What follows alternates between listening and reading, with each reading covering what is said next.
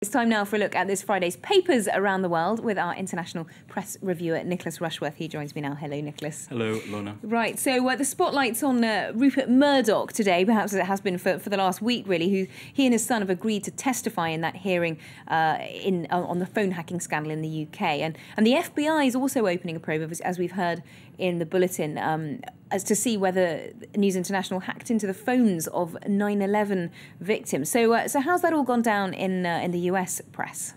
Well, the Wall Street Journal, in its Europe edition, is saying that life couldn't be better. Murdoch saying News Corp will recover. That very upbeat statement to the paper is perhaps in a slight counter to the bad press he's actually getting at the moment. In the front page there, he's asked if he was aggravated by all this negative coverage. And he says, well, I am getting annoyed, but I will get over it. Rupert Murdoch, 80, of course. He's also quoted as saying News Corp has handled this crisis extremely well and it's made just minor mistakes. One source of help, in fact, could come from his very own Soaraway Sun, the tabloid in the UK, which is the top seller in Britain.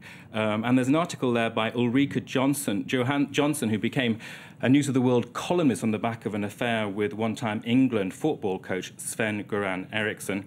She says that phone hacking was carried out by other papers and, quote-unquote, the News of the World did an awful lot of good. So that's the upbeat side of events for the Murdoch empire. Ms. Johnson on his side, then. There's a war of the red tops, the tabloids in the UK. The Daily Mirror, not Murdoch, is reporting Rupert and James were forced to cave in to appear at the parliamentary hearing. They were warned they could be banged up in a House of Commons cell by the House of Commons Sergeant-at-Arms. Concerning that FBI investigation in the US into the possible hacking of 9/11 victims, there is a quote in the Daily Mirror from Congressman Pete King saying the 9/11 families have suffered egregiously but remain vulnerable against such unjustifiable parasitic strains. So that's a slam to Murdoch there. Yeah, very strong words there. And of course, the Mirror, which potentially broke that story about which the FBI is now going to investigate. But let's stay with the United States now, because 14 trillion and more in debt needs increasing, and no deal in sight yet in Washington. No deal and lots of frustration. The headline on the front page of the today's international paper is saying, time and tempers are short on debt talk. The US President Barack Obama is reported to have become agitated, saying enough is enough with the positioning and posturing. It quotes a Republican saying negotiations with the White House are like dealing with Jell-O. A Democrat is quoted as saying those in favour of the right-wing agenda at this point are playing Russian roulette with the economy.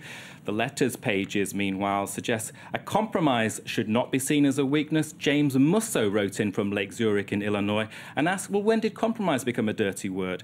And he said, we're not like North Korea and Iran. We should be getting on with this in the United States. Okay. Compromise far off in the cartoon in the International Herald Tribune showing Barack Obama.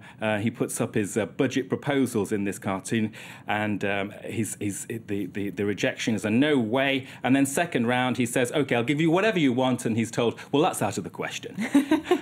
Let's move just finally back to here in Europe. Italian politics also reeling from dealing with debt and indeed the market pressures on its economy. Silvio Berlusconi's brother's paper, Il Giornale, is looking on the €70 billion austerity package voted in the Senate yesterday. It will go through the House this afternoon, with there be a vote in the lower house this afternoon. And the paper is looking at the finance minister, Giulio Tremonti, there we can see in the picture. And you can see the headline there, if we don't move forward together on this, we will end up sinking to the ocean floor like the Titanic.